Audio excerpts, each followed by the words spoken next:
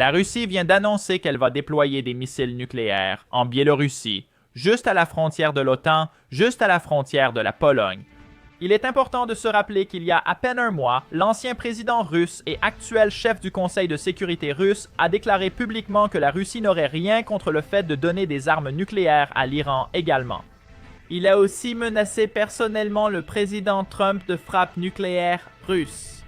Comme si ce n'était pas suffisant. Vladimir Poutine ayant quitté la Russie pour rejoindre le président Trump en Alaska, des comptes pro-russes prétendent que Medvedev se retrouve désormais seul avec le bouton rouge. En réalité, ce n'est pas vrai. Medvedev n'a aucune autorité, même en Russie, sur l'arsenal nucléaire russe. Le but de ces publications est simple.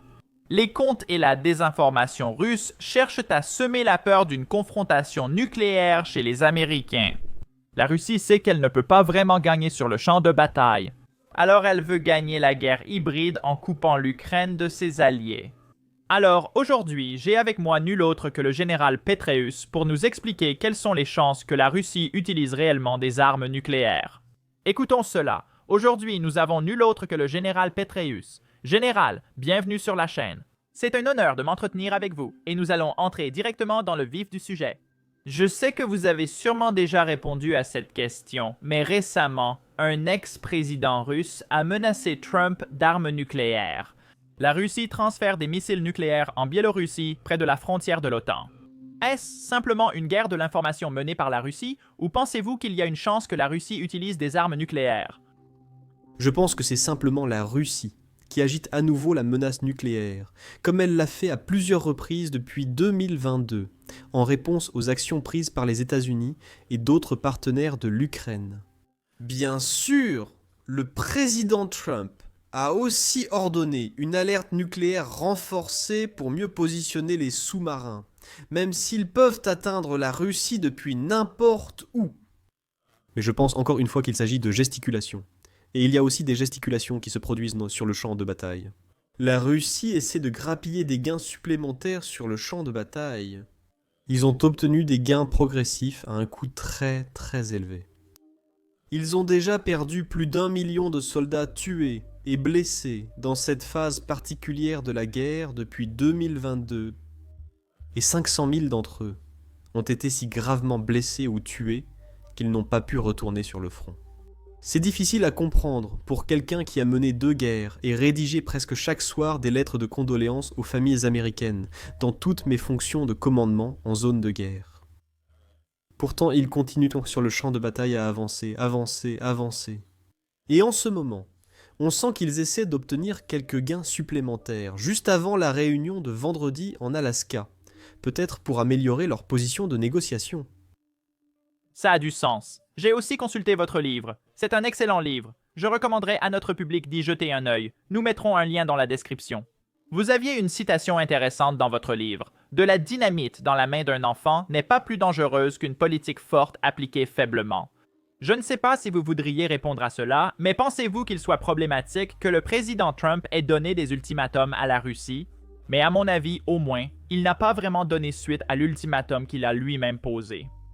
Avant de répondre au général, une petite demande pour ceux qui nous regardent encore. Merci de cliquer sur les boutons j'aime et s'abonner juste en dessous. Cela aide l'algorithme à donner plus de vues au podcast, ce qui permet d'inviter des invités comme le général Petraeus. Passons à sa réponse. Je pense que ce sera l'une des grandes questions après ce sommet. Tout récemment, il a menacé, ce sont ses mots, de conséquences sévères si la Russie n'emprunte pas la voie d'un cessez-le-feu.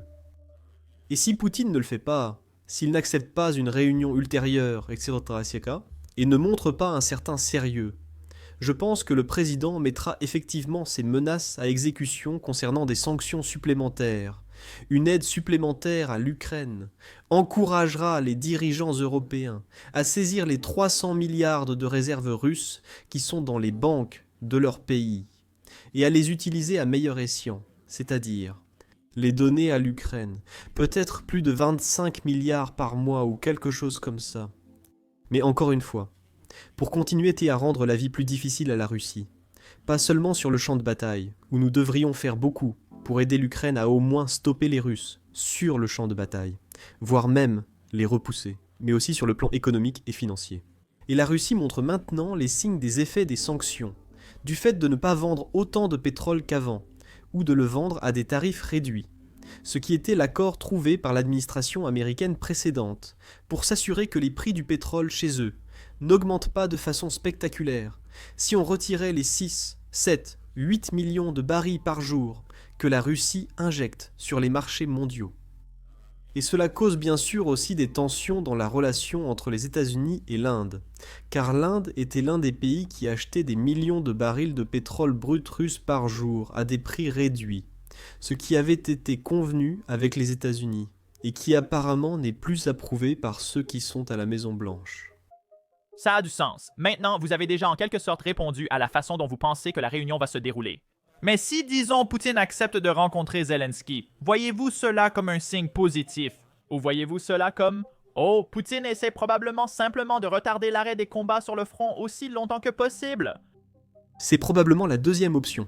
Mais encore une fois, si vous pouviez changer la dynamique sur le champ de bataille, et c'est un grand si, mais en d'autres termes, si nous étions capables de fournir beaucoup plus à l'Ukraine, pas seulement les États-Unis, mais aussi les pays européens, et d'autres soutiens occidentaux. Gardez à l'esprit qu'un certain nombre de nos autres partenaires dans le monde ne veulent pas non plus voir Poutine récompensé pour cette invasion flagrante, non provoquée et brutale d'un voisin qu'il estime ne pas avoir le droit d'exister. Cela ne peut pas être autorisé à continuer encore une fois. Et donc, l'aide fournie pour permettre à l'Ukraine d'arrêter net les Russes serait très importante et représenterait un véritable changement de dynamique dans une guerre où, encore une fois, la Russie a subi des pertes extraordinaires pour les gains incrémentaux qu'elle a obtenus. Gardez à l'esprit que ce que Vladimir Poutine veut le plus, il a vraiment 3 objectifs. Il s'agit de remplacer Volodymyr Zelensky par un pro-russe. Le deuxième est de démilitariser l'Ukraine à la suite de tout type de cessez-le-feu. Troisièmement, il veut plus de territoire que ce que ses forces ont pris, surtout dans le Donbass, au sud-est, dans les provinces de Donetsk et de Louhansk, notamment la ceinture fortifiée de Donetsk, que les Russes n'ont pas encore vraiment atteinte. Mais il s'agit de 4 ou 5 grandes villes, des zones métropolitaines qui sont très fortement défendues, avec d'importantes fortifications défensives dans les zones urbaines et aussi autour d'elles. Et ils ne peuvent pas abandonner cela. S'ils abandonnent cela, alors la voie s'est vraiment ouverte à bien des égards pour les Russes afin d'aller à Kharkiv, la deuxième plus grande ville, depuis l'intérieur de l'Ukraine plutôt que de traverser la frontière depuis la Russie. C'est certain. Et je sais que vous en avez probablement déjà parlé plusieurs fois, mais je suis sûr que vous avez remarqué, surtout ici aux États-Unis, qu'il y a beaucoup de gens des deux côtés de l'échiquier politique qui se demandent pourquoi nous dépensons autant d'argent pour l'Ukraine. Pourquoi protégeons-nous l'Ukraine? Et dans votre livre, vous parlez de quelque chose d'intéressant où vous faites référence à un livre, je crois, de commandants chinois, où ils expliquent qu'ils veulent utiliser cette guerre hybride, qui inclut le commerce, la guerre de l'information, pour affaiblir les États-Unis. Vous affirmez que la meilleure façon pour les États-Unis de contrer la guerre hybride est d'être présents partout et d'aider leurs alliés. Intelligemment. Oui. Il ne s'agit pas de chercher de nouveaux conflits, ni de se battre contre des moulins à vent, mais vraiment d'aider ceux que nous devons aider. En Ukraine, oui, il s'agit d'une démocratie imparfaite, d'un système judiciaire imparfait, d'une économie de marché imparfaite, mais ils apprécient réellement, ils chérissent les mêmes principes et valeurs pour lesquels nous nous battons depuis près de 250 ans maintenant. Et donc, les aider dans leurs moments de besoin est d'une importance cruciale. Encore une fois, s'assurer que la Russie ne puisse pas obtenir par la force des armes ce qu'elle n'a pas pu obtenir autrement, qu'elle ne puisse pas être récompensée pour cette première invasion d'un pays souverain sur le continent européen depuis la fin de la Seconde Guerre mondiale. Et si vous ne le faites pas, je soutiens, et André Roberts, mon co-auteur, ainsi que beaucoup d'autres, soutiennent que vous affaiblissez la dissuasion dans d'autres parties du monde. Gardez à l'esprit que la dissuasion est essentielle. Résultat de l'évaluation par l'adversaire potentiel de vos capacités d'une part, et de votre volonté de les utiliser d'autre part. Et si vous n'aidez pas, Encore une fois, l'Ukraine. Si vous n'aidez pas, disons, Israël, nos alliés et partenaires au Moyen-Orient contre l'Iran, cela sape la dissuasion dans l'Indo-Pacifique. Parce que si vous n'aidez pas vos partenaires et amis là-bas, cela jette le doute sur le fait que vous pourriez aider, encore une fois, nos alliés, partenaires et d'autres qui pourraient être menacés dans l'Indo-Pacifique. J'étais en fait dans le bureau du Premier ministre singapourien, le Premier ministre Lee, lorsque la ligne rouge en Syrie concernant l'utilisation d'armes chimiques a été franchie par le régime de Bachar el-Assad, et les États-Unis n'ont pas réagi de la manière dont nous avions menacé de le faire. Et le Premier ministre a justement dit « À mon avis, vous savez, général, cela a des répercussions en mer de Chine méridionale. Cela a des implications bien au-delà de ce qui s'est passé au Moyen-Orient. Cela a des implications ici, dans l'Indo-Pacifique, et au-delà de cette région. » Nous évoquerons aussi Taïwan et la dissuasion par chaîne d'îles des États-Unis, car c'était assurément une région très intéressante. Mais parlons un peu plus de l'avenir. Maintenant, avec l'Ukraine, nous avons eu beaucoup d'accords, n'est-ce pas? Nous avons le mémorandum de Budapest, puis plusieurs cessez-le-feu entre l'Ukraine et la Russie. Bien sûr, le mémorandum de Budapest a été signé par la Russie, les États-Unis, le Royaume-Uni, si je me souviens bien, et l'Ukraine, et il garantissait la sécurité de l'Ukraine si celle-ci abandonnait les armes nucléaires qu'elle possédait sur son territoire lors de l'effondrement de l'Union des républiques socialistes soviétiques. Ils ont abandonné ces armes nucléaires. Nous n'avons pas tenu notre part de l'accord. Oui. Comparez-vous cela à la Syrie où nous n'avons pas réagi aux lignes rouges? Nous ne respectons pas les engagements que nous avons pris, je suppose, que l'administration précédente avait pris. L'Ukraine ferait-elle confiance? À quel type de garantie de sécurité l'Ukraine ferait-elle confiance à l'avenir si nous voulons vraiment parvenir à une paix durable? Eh bien, c'est l'une des questions les plus épineuses de toute cette situation, car vous vous souviendrez que les dirigeants européens ont réagi au président. Le président Trump les a poussés très fort à dépenser davantage pour leur propre défense, à dépenser plus pour aider l'Ukraine et à assumer une bien plus grande part du fardeau concernant l'Ukraine. C'est vrai. Je pense que le président Trump a réussi là où aucun autre président n'a pu. Et j'ai vu beaucoup d'autres très en colère contre leurs homologues européens. Vous savez, j'ai occupé des postes à l'OTAN en tant que général 1, 3 et 4 étoiles, tout en étant également commandant américain à double casquette. Donc, j'ai passé pas mal de temps à l'OTAN lors des réunions des ministres de la Défense, et ainsi de suite. Et nos ministres de la Défense, nos présidents, ont à plusieurs reprises reproché aux Européens de ne pas atteindre les 2% du produit intérieur brut consacré à la défense, qu'ils s'étaient engagés à dépenser lors du sommet du pays de Galles il y a bien plus de 10 ans. Cela va maintenant se produire.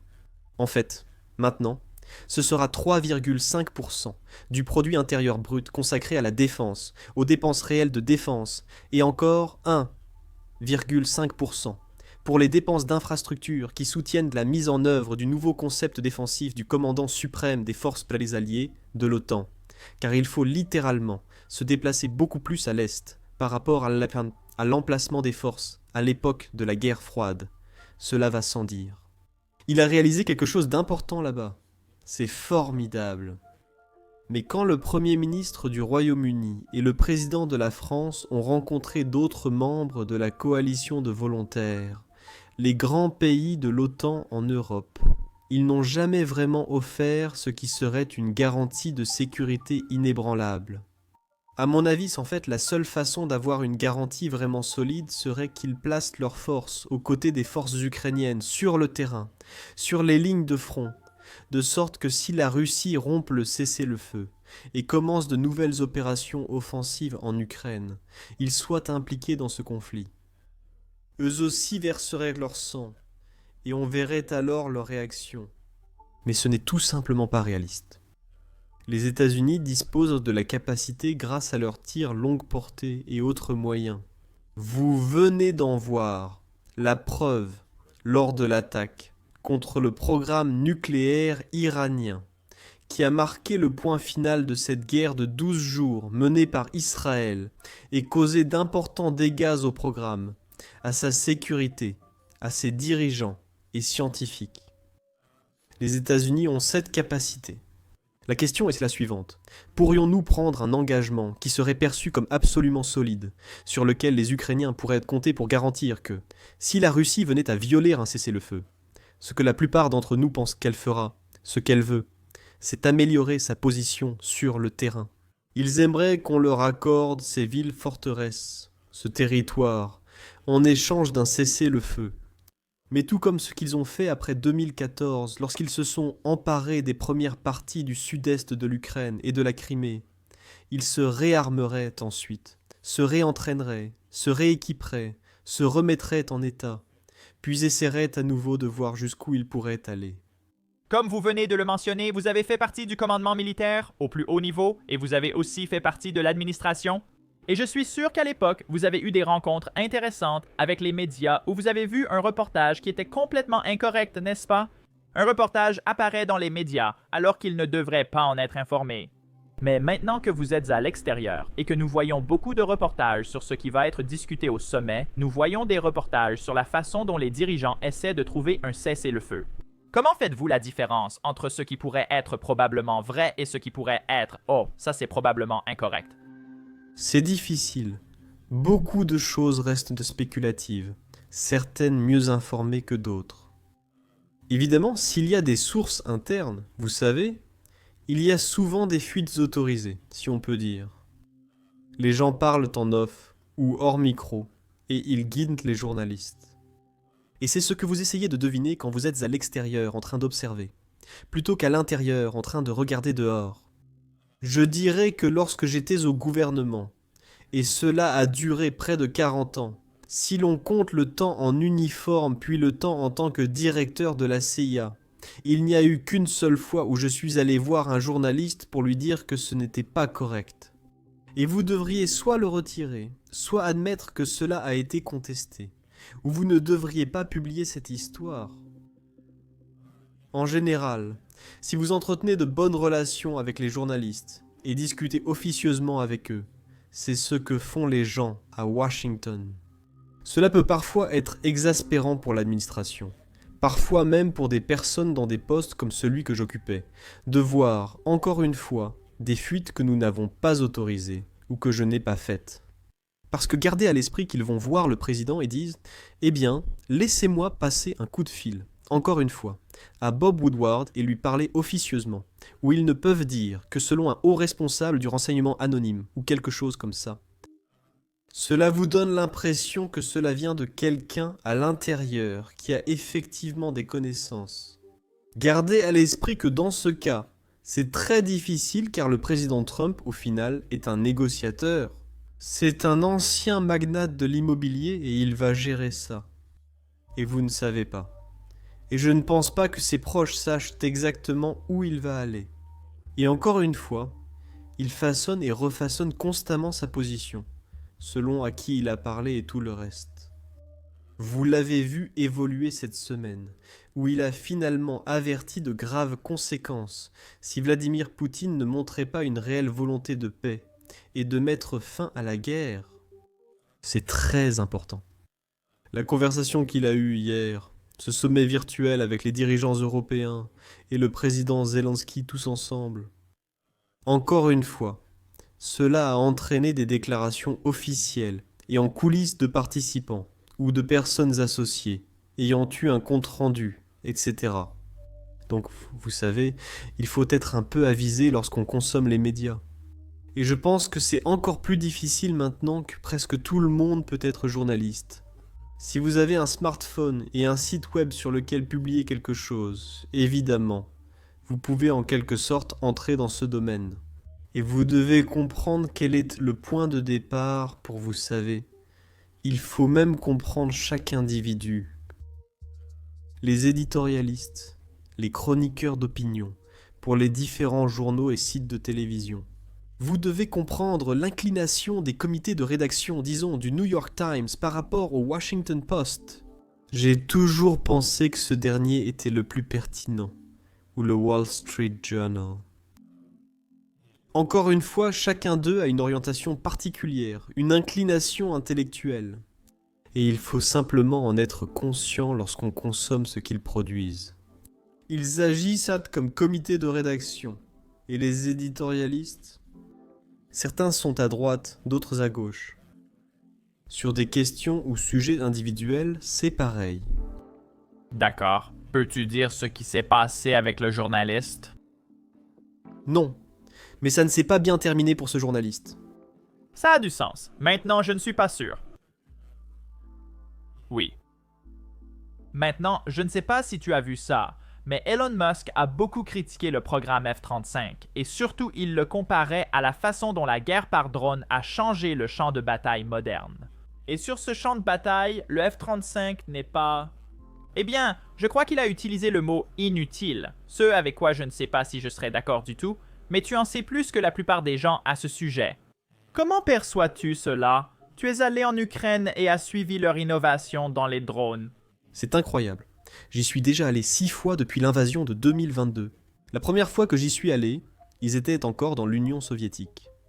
Observer l'évolution au fil des décennies depuis cette époque, et y retourner périodiquement, même en tant que colonel et commandant de brigade dans la 82e, car nous avions une unité ukrainienne avec nous aux États-Unis, était nécessaire pour diverses raisons. Écoutez, je pense qu'il ne faut pas entrer dans ce débat. Je crois qu'il y a toujours un rôle pour un chasseur furtif très sophistiqué, avec un pilote à bord, comme c'est le cas pour le F-35. Mais cela dit, il y a un rôle immense pour ce dont nous avons besoin en bien plus grande quantité, à savoir des systèmes sans pilote de tout type, sous l'eau, à la surface de l'eau, dans les airs, au sol, dans l'espace, dans le cyberespace, l'équivalent, même dans l'espace cognitif. Vous savez, un autre des domaines, si l'on veut, de la guerre hybride. Donc il vous faut vraiment beaucoup plus de systèmes sans pilote. Et ce qui devient de plus en plus évident, c'est que ceux-ci ne seront plus tous pilotés à distance. De plus en plus, ils seront pilotés par des algorithmes. L'homme dans la boucle pilote littéralement. Et la plupart des drones en Ukraine sont encore contrôlés par des opérateurs très compétents, souvent en vue à la première personne pour les drones suicides, capables de traquer et détruire un char, une pièce d'artillerie ou un véhicule de combat d'infanterie. Ils ont rendu ceci réellement intenable sur le champ de bataille. La guerre traditionnelle interarmes, ce que nous avons vu pendant la première année et demie environ, n'est tout simplement plus viable. Ils doivent désormais recourir à d'autres moyens pour y parvenir.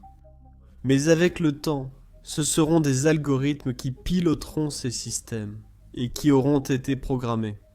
De plus en plus, l'intelligence artificielle modèle de langage de grande taille écrira le programme. Il y aura quelques instructions données par un humain sur ce que... les activités clés, quels éléments essentiels doivent être établis avant que le système prenne une action cinétique ou non cinétique. Mais ils vont ensuite l'exécuter eux-mêmes.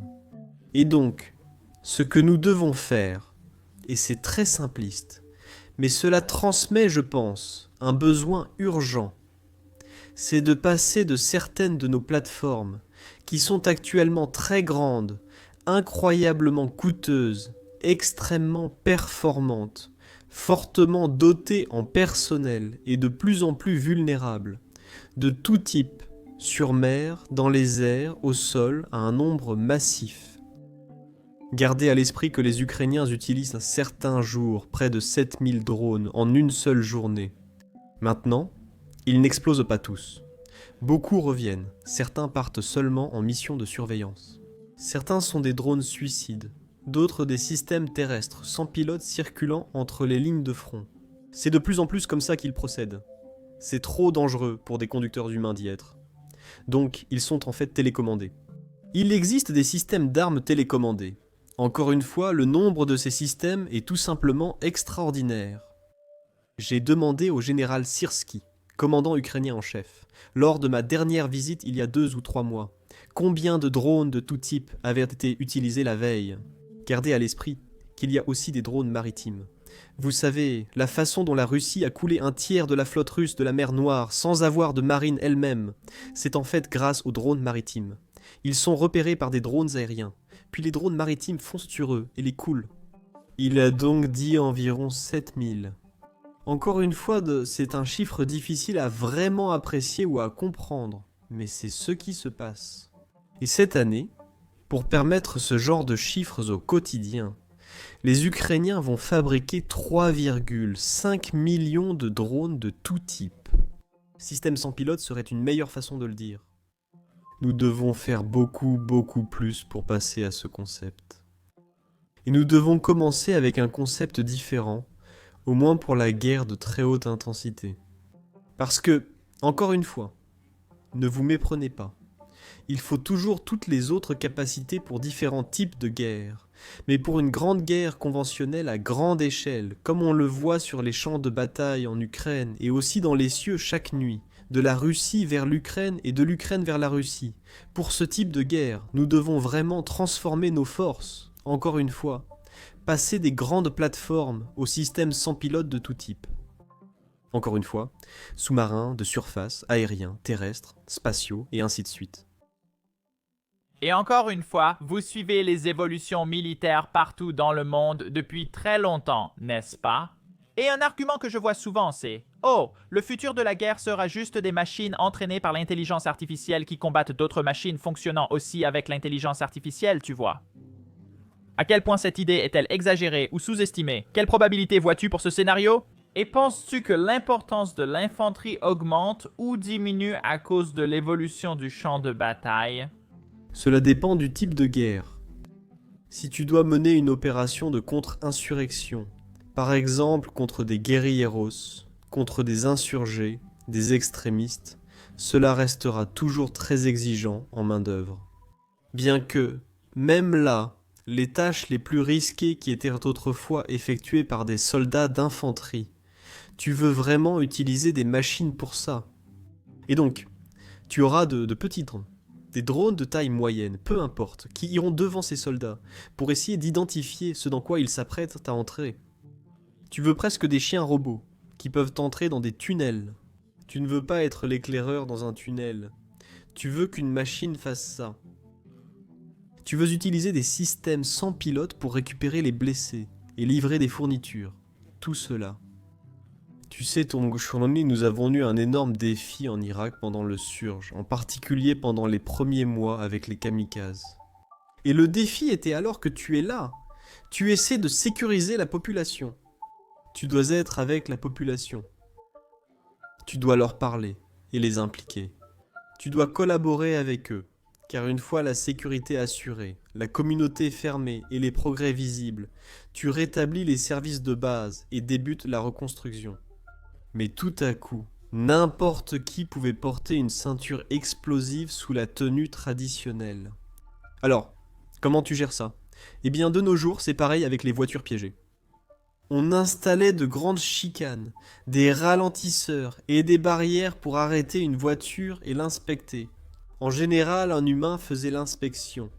Avec le temps, nous avons eu des bombes, des chiens détecteurs d'explosifs. Nous avions des machines B à rayon X. Nous avions d'autres technologies pour nous aider. Aujourd'hui, beaucoup de ces tâches peuvent être réalisées à nouveau grâce à divers robots. Et ce pourrait être eux qui valident la carte d'identité biométrique que vous avez délivrée à la personne, ce qui lui permet d'être à l'intérieur de la communauté fermée que vous avez construite, où vous avez fouillé chaque maison, étage, bâtiment, pièce, cave, et bouché toutes les entrées de tunnels et expulsé les méchants. Ils ne peuvent pas revenir car les murs sont trop hauts. Il n'y a qu'une seule entrée-sortie que nous contrôlons. Et vous devez à nouveau avoir une carte d'identité biométrique pour entrer. Maintenant, vous, cependant, vous pourriez à nouveau utiliser des systèmes robotiques de différents types afin que ce ne soit pas un humain qui rencontre en premier quelqu'un ou un véhicule qui pourrait réellement exploser. La prochaine question est un peu plus personnelle. Vous êtes passé du Pentagone au marché privé, n'est-ce pas? Mais je suppose que le but du travail reste quand même regarder vers l'avenir de la sécurité nationale. Donc beaucoup de compétences sont probablement transférables. C'est extrêmement utile. Qu'est-ce que tu as appris de différent en travaillant dans le secteur privé que tu ne savais probablement pas avant? Eh bien, je suis arrivé dans une société d'investissement qui est vraiment dirigée par les leaders, Henry Kravis et George Robertson, et à l'origine Jerry Kohlberg aussi, qui ont en fait établi l'industrie du capital investissement telle que nous la connaissons aujourd'hui. Mais aujourd'hui, Nous faisons bien plus que cela. Nous sommes passés d'environ 83 milliards à près de 700 milliards pendant le temps où j'ai été chez KKR. Nous avons près de 200 milliards en crédit privé. Nous avons près de 200 milliards d'actifs sous gestion dans une compagnie d'assurance que nous possédons désormais entièrement, parce que nous pouvons gérer leur capital bien mieux qu'eux. Cela a été prouvé au fil des ans. Nous sommes présents dans l'immobilier, l'énergie, les actifs réels et la technologie de croissance. Nous couvrons désormais tous ces domaines. Donc, c'est bien plus que du simple capital investissement.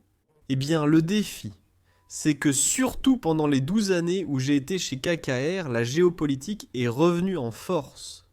Et donc, on m'a demandé de créer et de présider le KKR Global Institute, dont la première et la plus importante mission est d'identifier les risques géopolitiques et de s'assurer que nous pouvons les atténuer suffisamment pour qu'ils ne compromettent pas le succès de nos opérations.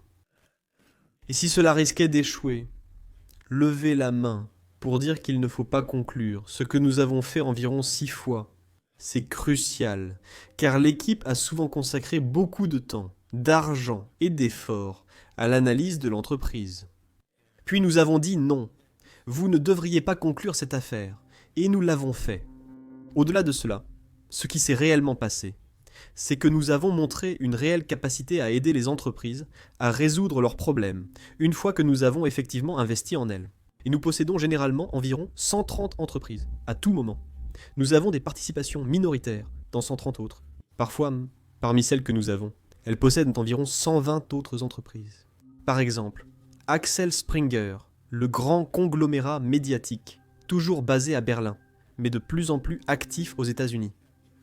Lorsqu'ils rencontrent des difficultés, ils peuvent venir nous voir si leur équipe de négociation n'a pas pu les résoudre, ou l'équipe pays, ou le siège régional, ou autre. Et cela s'est produit environ 60 fois au cours des 12 dernières années.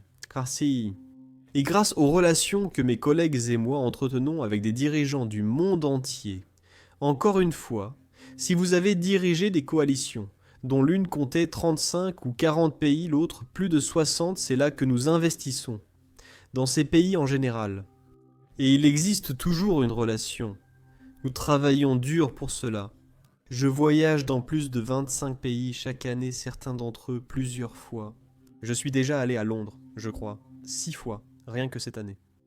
Donc, cela a été une autre tâche très importante. Nous passons beaucoup de temps avec nos principaux investisseurs à discuter du monde dans lequel nous voulons tous investir. Un monde qui a beaucoup évolué depuis 2013 époque, où la mondialisation bénigne réduisait toutes les barrières au commerce, à l'investissement, aux capitaux, aux personnes et à la technologie. La mondialisation a évolué vers une régionalisation, appelée slobilisation. La rivalité entre grandes puissances renaît, et la géopolitique revient en force. Toutes ces barrières, auparavant en baisse, se reforment maintenant, parfois très rapidement. Si l'on compare les tarifs douaniers de l'administration précédente à ceux que menace d'imposer le président Trump actuellement, etc., c'est bien plus. Ce sont des restrictions sur nos ventes à la deuxième économie mondiale. Ce sont des restrictions sur la façon dont ils peuvent investir chez nous, où nous pouvons investir, et ainsi de suite. Donc c'est un paysage géopolitique bien plus complexe, et de loin. Et donc, le risque géopolitique est devenu beaucoup plus important dans le processus de diligence. Donc quand vous demandez « qu'est-ce que je fais ?», c'est exactement ce que je faisais comme directeur de la CIA. Mais au lieu de rendre compte à l'équipe de sécurité nationale, je rends compte au comité d'investissement ou aux dirigeants de l'entreprise, puis aux sociétés que nous possédons lorsqu'elles ont besoin d'aide. Ce n'est donc pas très différent de ce que je faisais en uniforme à de hauts postes, comme au commandement 3 ou 4 étoiles, ou comme directeur de la CIA. Et j'ai toujours eu une tendance académique. J'ai obtenu un doctorat à Princeton en relations internationales et économie alors que j'étais capitaine dans l'armée. J'ai enseigné ces 2 matières à West Point et occupé au moins 5 postes universitaires depuis. Je suis actuellement chercheur Kissinger à Yale et anime un séminaire de 3e cycle au printemps sur la compétition entre grandes puissances. Je siège également à certains conseils d'administration. Je ne fais plus cela. Je deviens conseiller stratégique. Nous sommes 3. J'ai investi personnellement dans plus de 30 startups lors de conférences. J'ai écrit le livre « Ce qui grâce ». a été un best-seller du New York Times. C'était très amusant et j'ai fait don de tous mes bénéfices à des organisations d'anciens combattants. Quoi qu'il en soit, c'est une existence très très stimulante intellectuellement. Et si ce n'était pas le cas, franchement, je ne le ferais tout simplement plus. Je veux dire, à ce stade de ma vie, la plupart de mes camarades de West Point ne voyagent pas dans 25 pays différents par an, et pour beaucoup d'entre eux, plus d'une fois, disons-le ainsi. Oui, je n'arrive pas à imaginer voyager dans 25 pays par an, même à mon âge. Ça a l'air épuisant. Ça... C'est le cas, mais vous savez, on travaille dur pour ça. Nous savons être efficaces et productifs. De plus, notre équipe est formidable. Je ne sais pas si vous pouvez en parler. Y a-t-il des régions où vous avez refusé les 6 offres? Non, pas nécessairement. Cela avait tendance à se produire dans des régions où nous constatons plus de risques géopolitiques que dans certains autres pays. Mais il y a aussi des risques géopolitiques dans les pays du premier monde. En réalité, certains pays du premier monde ont rencontré des problèmes surprenants, où il était impossible de résoudre des questions pourtant évidentes. Vous savez, quand un pays change réellement l'accord d'achat de l'électricité produite par une centrale solaire que nous avons achetée en pensant qu'il y aurait cet accord d'achat, et c'était la thèse de la transaction, et cela a été modifié. Cela semble un peu injuste, et ça l'était, mais nous n'avons pas pu résoudre ce problème dans le pays lui-même. Nous avons finalement résolu le problème, en nous adressant au conseiller à la sécurité nationale, que je connaissais depuis longtemps, et qui a reconnu que ce n'était pas juste. Il est personnellement allé voir le dirigeant de ce pays et a obtenu cette exception. Ça a du sens. Maintenant, pour changer un peu de sujet, je dirais l'une des régions les plus intéressantes, la mer de Chine méridionale, Taïwan, le Pacifique. Récemment, le secrétaire général de l'OTAN a affirmé que si la Chine envisageait d'envahir Taïwan, elle demanderait à la Russie d'attaquer l'OTAN. L'article 5 serait activé et l'OTAN déjà engagé en Europe. Donc, la Chine aurait un peu plus de facilité avec Taïwan. Est-ce probable? Vladimir Poutine ferait-il quelque chose comme ça? Je veux dire, en fait, je suis très réticent à spéculer sur ce genre de scénario que les gens imaginent. En partie parce que j'ai évidemment occupé des postes très sensibles au sein du gouvernement. Et même si, vous savez, j'ai quitté le gouvernement il y a plus de 12 ans malgré tout, je pense qu'il faut être extrêmement prudent à ce sujet. Cela peut avoir de vraies implications, car les gens peuvent interpréter plus que ce que vous vouliez dire. Vous savez, ce que nous savons, c'est qu'il y a un objectif de réunification avec Taïwan. C'est compréhensible à certains égards si vous vous placez du point de vue de ses dirigeants à Pékin. Un certain nombre d'autres questions ont été résolues ces dernières années. Le mouvement démocratique à Hong Kong, le Xinjiang et les Ouïghours, le Tibet et d'autres encore. Et c'est un objectif d'héritage majeur. Mais c'est là que la dissuasion entre en jeu. Nous ne voulons pas non plus être inutilement provocateurs. Il faut rester très prudent. Mais il faut s'assurer que non seulement nos éléments de dissuasion, mais aussi ceux de nos alliés, partenaires et amis dans la région, soient bien conscients que, encore une fois, la dissuasion repose sur l'évaluation par l'adversaire potentiel de l'ensemble de vos capacités et de votre volonté de les employer. Et il faut être très, très assidu pour améliorer ses capacités, vraiment les transformer, comme je l'ai expliqué, en passant d'un petit nombre de grandes plateformes fortement dotées en personnel à un nombre massif de systèmes sans équipage en particulier. Cela ne veut pas dire que vous n'avez plus de grandes plateformes avec de grandes capacités et tout le reste. Vous n'allez tout simplement pas les amener aussi près du combat que vous l'auriez pensé auparavant. Encore une fois, c'est l'ensemble de ces éléments, sans doute sur la volonté de les utiliser sans être inutilement provocateur. Avec le temps, tentez de construire la relation. Vous savez, la relation la plus importante au monde est celle entre les États-Unis, leurs alliés et partenaires, et la Chine. Et nous devons nous assurer qu'il y a une communication constante à tous les niveaux. Nous ne pouvons pas permettre que se reproduise ce qui s'est passé lorsque ce ballon espion chinois a survolé les États-Unis, quand le Pentagone a décroché la ligne directe vers Pékin et que personne n'a répondu.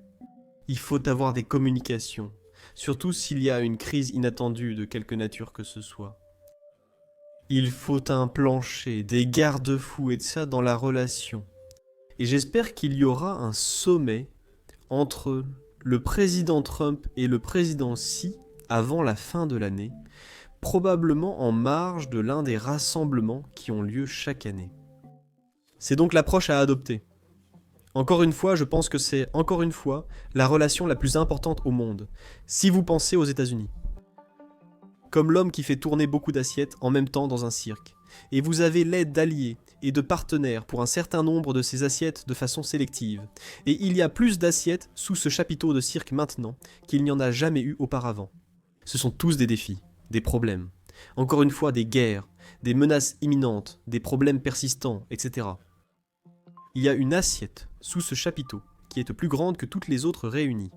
Et c'est celle qui représente la relation entre les États-Unis, l'Occident et la Chine. Nous devons donc lui donner la priorité. L'administration précédente parlait de menaces principales. Je pense que c'est une description précise. L'administration actuelle, le sous-secrétaire à la politique, est très concentré sur cela, Bridge Colby. Il m'est arrivé de lui rappeler, lorsqu'il n'était plus au gouvernement, que cela devait absolument rester la priorité. Mais cela ne veut pas dire qu'il ne faut pas aider l'Ukraine, ou, encore une fois, nos partenaires au Moyen-Orient.